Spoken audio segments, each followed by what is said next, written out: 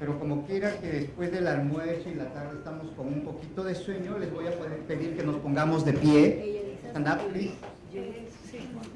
Todos y todas. Hacemos esto hacia adelante, hacia arriba, hacia atrás.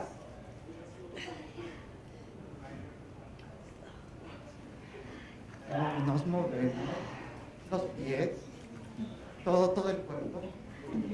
Ya. Y ahora tomamos asiento.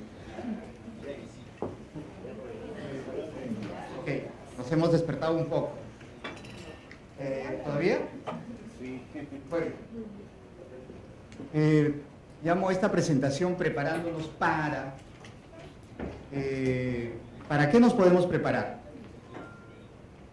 Lo vamos a descubrir a lo largo de esta presentación. Es una experiencia que nosotros hemos trabajado en Lima, Perú, en Sudamérica, de cómo podemos prepararnos todos, todas, desde una perspectiva inclusiva, tal como hemos escuchado en la sesión anterior, los que hemos estado acá, ante un eventual evento, valga la redundancia. Recurrentemente, en mi país, se presenta el fenómeno del niño, cada cierto tiempo, ahí en el Perú, y como nosotros sabemos, generan una serie de impactos. Las vías de comunicación se cortan, la infraestructura vial, educativa, de salud, también se ve seriamente afectada, y fundamentalmente la población. Esta foto que ustedes ven, la segunda, es el impacto del desborde de dos ríos de la cuenca del río Rima y el río Guaycoloro al este de Lima, muy cerca de Lima. Lima es una ciudad de contraste, ustedes pueden estar en una zona exclusiva y a 2 horas encontrar una pobreza absoluta. Y lo que nos decía la población cuando estábamos ahí en el lugar de los hechos, el dolor siempre queda en el corazón porque hemos perdido muchas cosas. Y hay que trabajar las pérdidas. La población que vive acá es una población migrante, es una población desplazada por el conflicto armado interno que vivió mi país entre el 80 y el 2000. Mucha población campesina tuvo que salvar su vida, salir de su lugar de origen y llegar a Lima e instalarse en la periferia de Lima. Perdieron familiares, perdieron bienes materiales, llegan acá en búsqueda de una mejor perspectiva de vida y vuelven a tener otra pérdida. Y hay que trabajar esas pérdidas. Pero ¿es sorpresa para nosotros, para nuestras autoridades políticas, el fenómeno del niño? No, no debería ser. ¿Por qué? Porque se presenta cada verano. Entre enero y marzo en nuestro país se producen estos desbordes de los ríos, se producen... esto es un fenómeno muy típico, si ustedes logran ver, son unas casas que se han construido en la pendiente de un cerro por donde naturalmente puede discurrir lluvia y arrastra todo lo que tiene alrededor de. Entonces no tenemos unas políticas adecuadas de planificación urbanística y por las mafias que existen de terrenos, la población y el alcalde, la autoridad municipal logra darles estos terrenos para que puedan construir sus casas. Miren, las casas están construidas en la pendiente de un cerro, por donde discurre una lluvia torrencial, arrastrando piedras de gran tamaño. En mi país le llamamos a eso huaicos. Las vías de comunicación nuevamente se ven afectadas y esto lo sabemos todos los años. Esto significa que nosotros, o que en nuestro país, hay poca capacidad de gestión de reducción de riesgos de desastres, porque sabiendo que se presentan regularmente, no se toman las medidas adecuadas. Tenemos que estar preparados para esto. Esta es una ciudadela antigua, de más de 500 años, Caral, y Caral fue construida por los antiguos peruanos, los pre-incas. Caral está a salvo de las lluvias gracias a la previsión de sus constructores. Conocían el territorio que manejaban de acuerdo con las condiciones que lo caracterizan.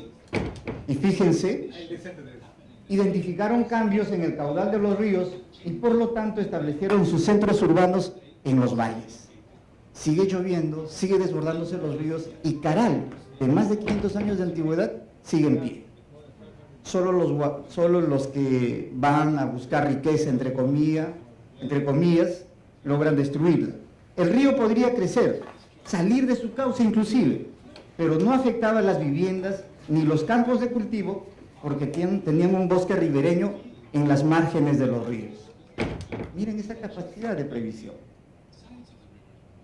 Y como protección usaban el guarango, una planta típica del lugar, que tiene raíces profundas, que se extienden y que evitan que el río salga. Esa tecnología intermedia, tecnología básica, no la estamos utilizando actualmente.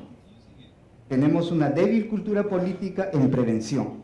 Es cierto, tenemos un Centro Nacional de Estimación de Prevención de Riesgos y Reducción de Desastres, una entidad estatal que debería trabajar esto. Pero en verdad también nosotros, la población, y no tenemos en ese sentido, diríamos, incentivos, contaminamos los ríos, contaminamos los suelos, tenemos una deforestación tremenda, desbosques tremendos, desbosques para tener monocultivos, se daña la biodiversidad, intereses económicos, en fin. Y se construyen viviendas en lugares de riesgo. Nosotros trabajamos en algunos de estos lugares y claro, en algún momento nos acompañó la cooperación internacional y le pregunta a la gente, ¿por qué tienen que vivir en estos lugares de riesgo, en las pendientes de los cerros? Porque somos pobres y no tenemos dónde ir. Eso es verdad. Pero sepan ustedes que construir una casa en una ladera es más costosa que construir en un valle, porque tienes que invertir mucho en fierro sobre todo, y el fierro cuesta bastante. Tienes que tener muros de contención. Pero no solamente es eso, sino hay mafias que se dedican a vender estos terrenos en complicidad con algunas autoridades municipales. Es una vergüenza decirlo, pero tenemos 2 alcaldes presos implicados en tráficos de terrenos. Es cierto, tenemos algunos simulacros ante sismos, tsunamis, y valoramos esos simulacros. Entendemos que son muy importantes, pero no pasamos de eso en una cultura política de prevención de riesgos de desastres. Tenemos débiles políticas de desarrollo local que incorporan la gestión de reducción de riesgos de desastres en sus planes de desarrollo, ¿no? Podrían haber inclusive algunas políticas de corte simbólico, pero no son suficientes. Y aun cuando pueda sonar muy simplona la frase, lo cierto es que si no hay inversión pública, no hay políticas públicas, ¿no?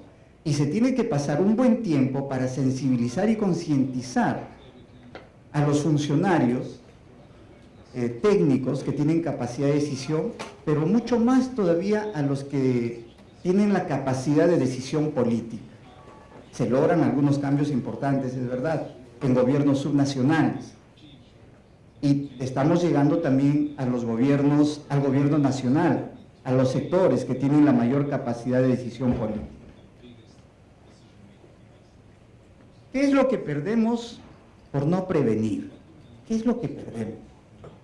En verdad, creo que muchos de nosotros sabemos que por cada 8 o 10 dólares de inversión en prevención, ¿cuánto ganamos? ¿Recuerdan esa fórmula? O por cada dólar de inversión, ¿cuánto ahorramos? Por cada dólar de inversión en prevención, ¿cuánto ahorramos para luego entrar a una acción reactiva? 10, ¿no? 10. Conocemos esa fórmula y las autoridades políticas la conocen, pero miren cuánto perdemos.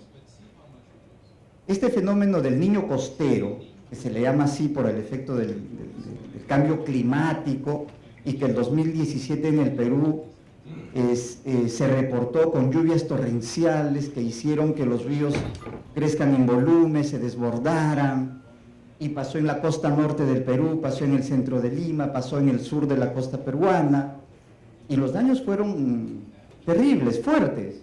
Miren, pérdidas económicas del orden de 3.100 millones de dólares 3.100 millones de dólares, que representan el 1.6% del Producto Bruto Interno de mi país.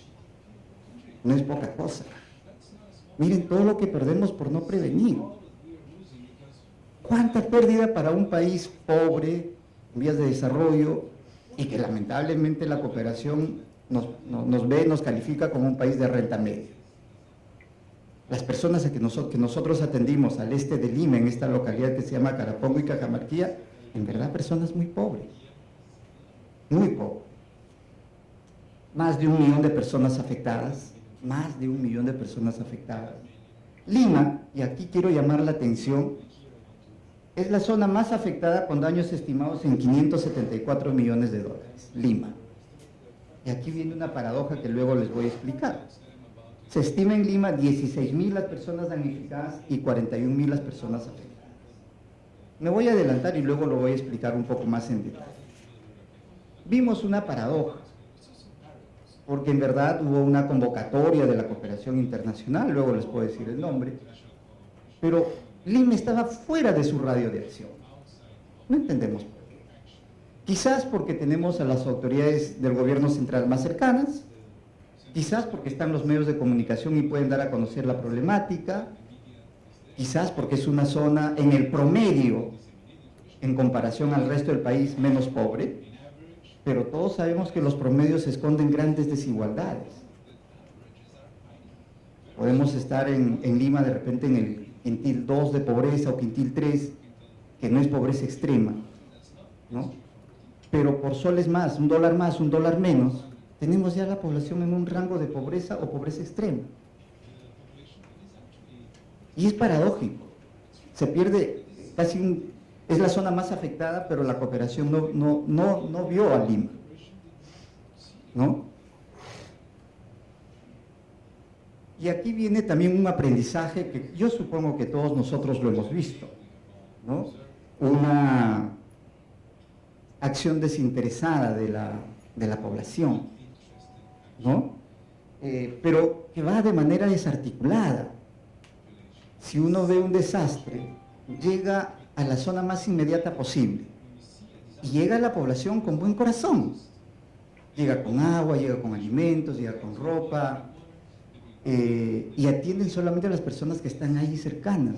Las que están más alejadas, donde no se puede ingresar, lamentablemente no reciben ayuda. Bueno, también hay proselitismo político y religioso. Llegan algunos partidos políticos porque estamos en una etapa de una campaña preelectoral. En octubre de este año tenemos elecciones de los gobiernos subnacionales y claro, van como buena gente. Nunca estuvieron en la zona, pero ahora van a regalar.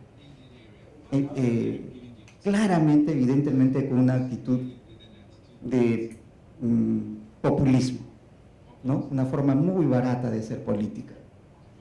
Y se prestan a malas prácticas, porque se presta a corrupción, ¿no? Aparecen personas que son damnificadas y reciben las donaciones, otras personas no las reciben. La población de buen corazón que van, los vecinos que se organizan y llevan cosas, no saben, por ejemplo, que hay un drama ahí. Muchas personas alquilan un terreno y son los realmente damnificados, las familias damnificadas, afectadas. Pero como alquilan el terreno, no van a recibir ningún beneficio. Y el que recibe el beneficio es el que arrendó el terreno. ¿Dónde vive ese señor? En una zona segura. ¿Y qué resulta siendo? Un damnificado. No se pudo discriminar eso.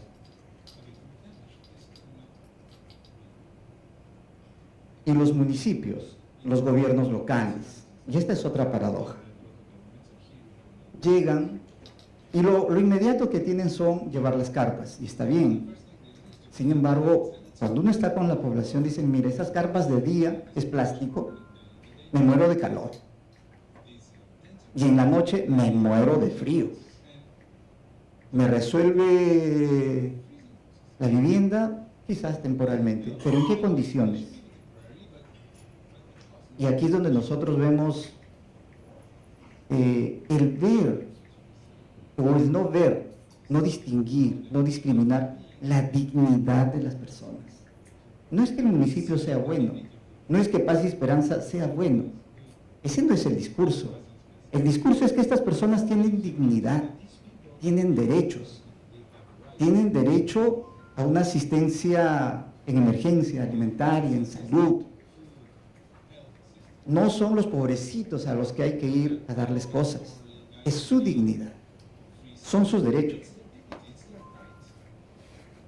Y entonces vemos en la municipalidad una débil articulación de, en verdad, si se pudiera canalizar los esfuerzos de la población, sería muy interesante.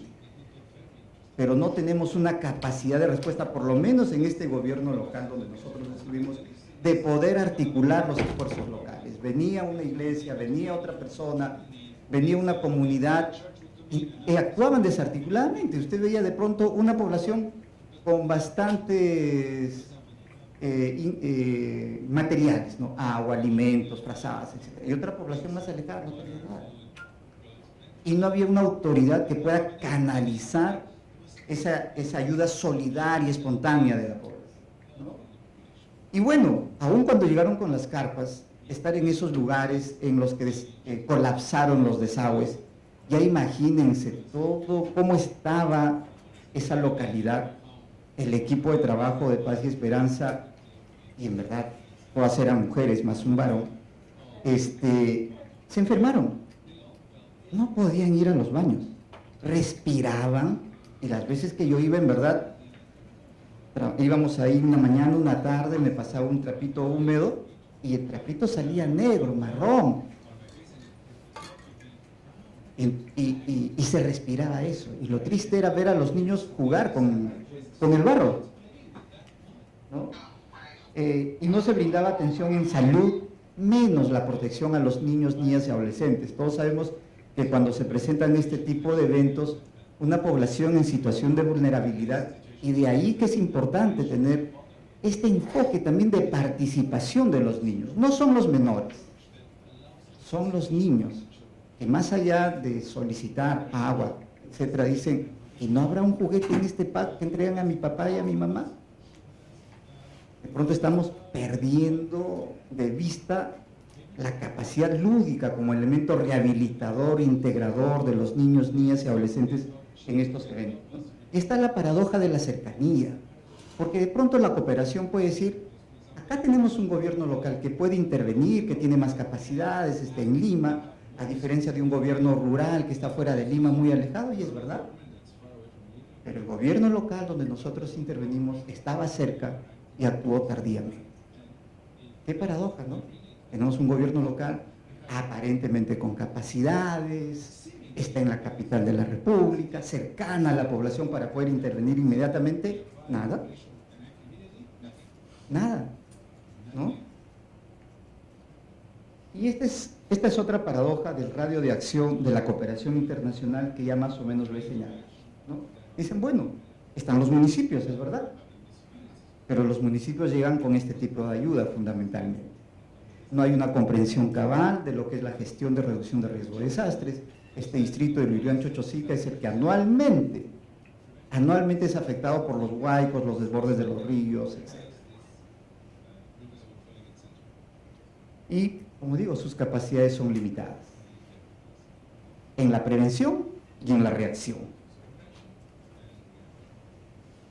La cooperación nos dice que las ciudades y poblados rurales más alejados del país merecen atención, y es verdad.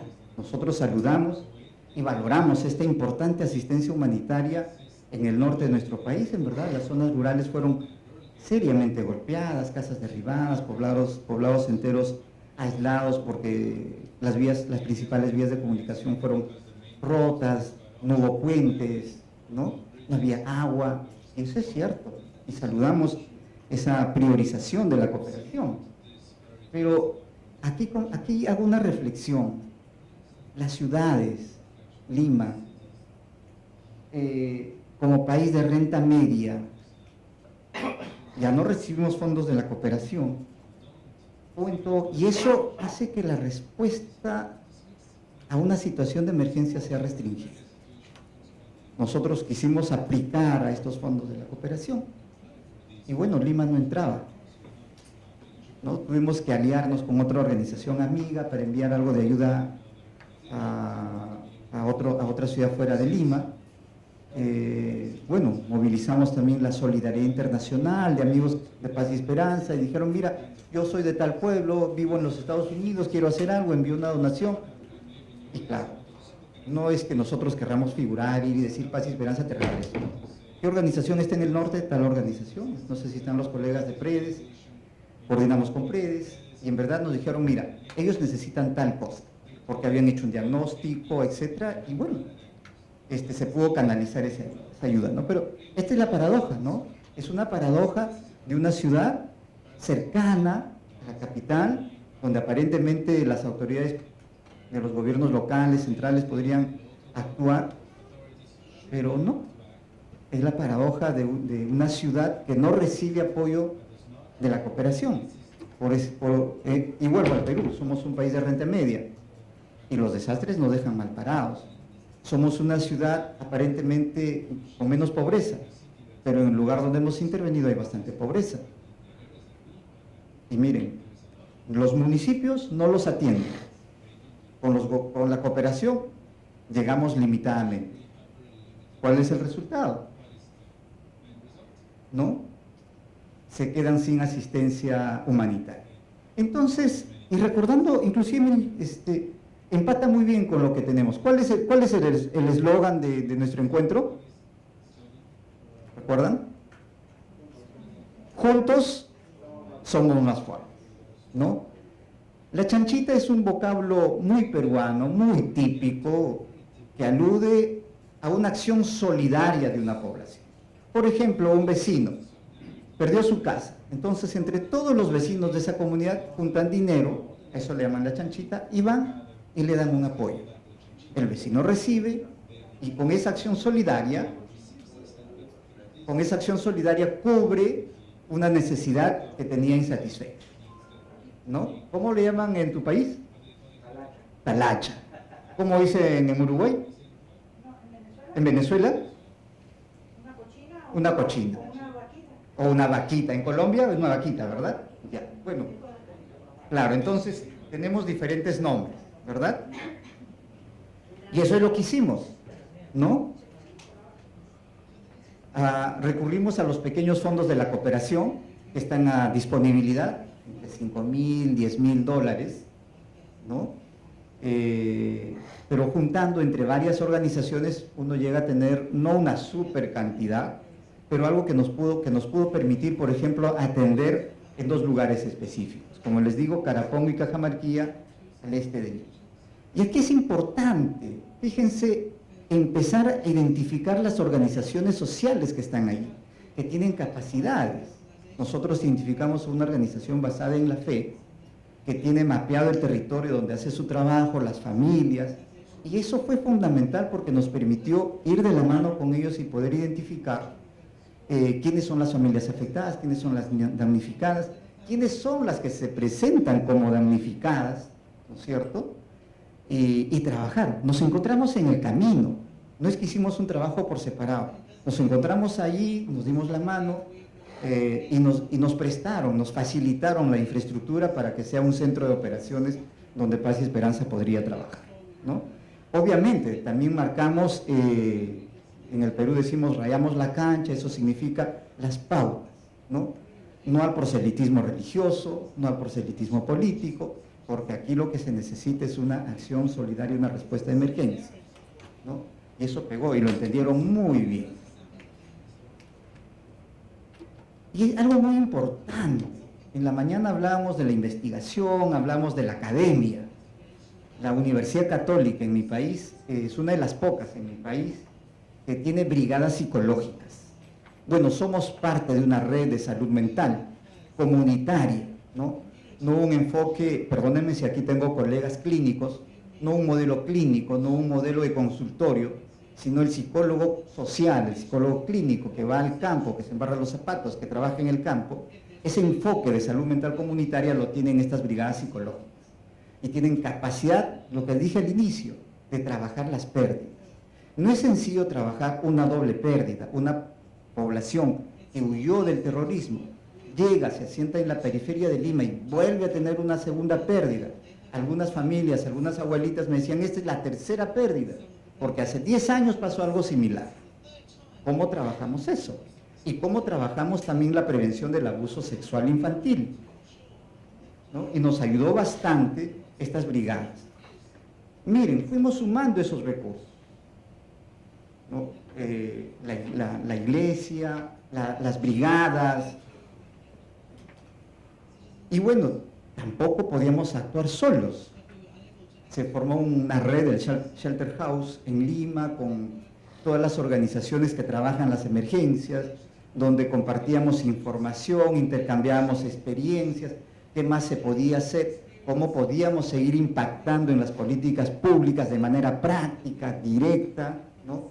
Una incidencia efectiva, no efectista, sino que pueda dar en el clavo, porque en verdad lo que teníamos eran respuestas un poco desarticuladas. Tenemos, por ejemplo, el Instituto de Defensa Civil, que se encargan de las acciones reactivas, pero ¿qué hizo nuestro expresidente? Nombró a los ministros para que vayan a cada lugar. Eso le dio réditos políticos, pero el instituto encargado de la acción reactiva, nada, no empoderado.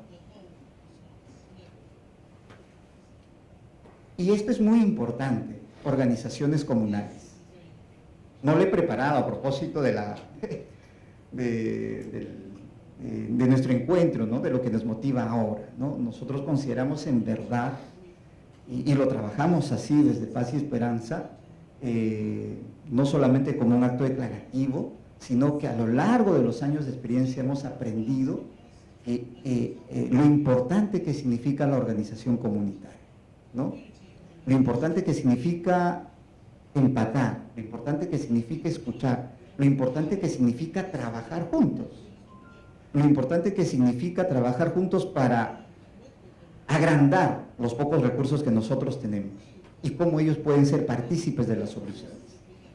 Y con ellos fuimos a hablar con el alcalde, con ellos le tocamos la puerta al alcalde, con ellos hicimos foros invitando a la Defensoría del Pueblo, visitando al alcalde, democratizando la información acerca de lo que es una acción en emergencia.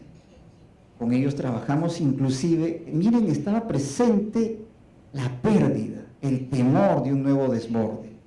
Trabajamos acciones preventivas, que lo vamos a ver luego. Esto nos permitió, escuchando a los niños, escuchando a las mamás, escuchando a los padres, tener una acción también con los niños. Los niños nos decían, mira mi casa, ¿ves el barro debajo de la casa? En verdad el barro llegaba casi a la mitad de la casa. Ahí están mis uniformes, ahí están mis cuadernos, no puedo ir a la escuela. Y tocamos la puerta de una organización que dona mochilas. Las mochilas, esas bolsitas en la espalda. Y bueno, los niños necesitaban estudiar, necesitaban nuevamente sus cuadernos, sus libros, y conseguimos, ¿no? Lo que les decía, en medio de esta situación reactiva, ¿no? Empezamos a trabajar la prevención. No se logra distinguir bien, pero es un mapa con rutas de evacuación. No lo hacemos en el escritorio, yo creo que todos ustedes lo hacen en el lugar de los hechos. ¿Quiénes lo hacen? La misma comunidad. ¿Quiénes lo hacen? Las organizaciones sociales. Y aquí cabe recalcar un punto, ¿no? Tenemos que ser sabios, prudentes, continuo y contacto al trabajar con las organizaciones comunales, ¿no? Porque podemos encontrar liderazgos anquilosados, como podemos encontrar liderazgos frescos, nuevos, proactivos, emergentes, ¿no? O podemos inclusive movilizar la formación de organizaciones. En algunos lugares los vecinos nos decían, yo no conocía a la vecina del costado, no la conocía a ella, pero a partir de esto nos hemos unido, hemos formado nuestra organización y esto es lo que estamos planteando. Y en ese diálogo ellos nos plantearon algo fundamental, la recuperación de medios de vida. ¿Teníamos recursos? No. Nuevamente empezamos a usar la chanchita o la vaquita, ¿no? Y eso nos permitió en una primera instancia también trabajar algo que ellos necesitaban. En verdad, había familias que habían perdido todo literalmente. Un módulo de vivienda temporal, que se la podían llevar, si el terreno en que tenían era alquilado, se lo podían llevar a otro lugar. Y claro, nosotros también allí barajamos la posibilidad de ¿Cómo entregamos el módulo? Si trabajamos con este enfoque de participación de los niños. Los niños dijeron, yo quiero tener mi habitación. Y en verdad, el hacinamiento es un factor clave en la presencia del abuso sexual infantil. Y bueno, fueron menos viviendas, pero viviendas más seguras para los niños porque tenían su propia habitación, ¿no? Seguros. Y aquí ya es algo muy interesante. Si ustedes recuerdan al inicio, la frase fue casi de desconsuelo. Pero una lideresa nos dijo, la fuerza no se llevó el río, no se la llevó, la fuerza la tenemos.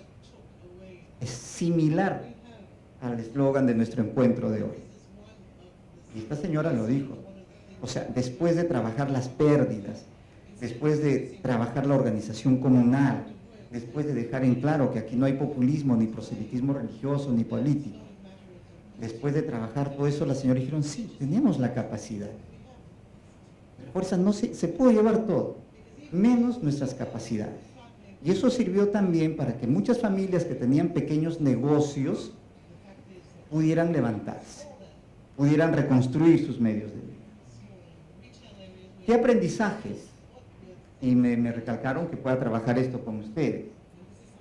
Lo que siempre decimos, transversalizar la gestión de reducción de riesgos de desastres en las políticas de desarrollo local.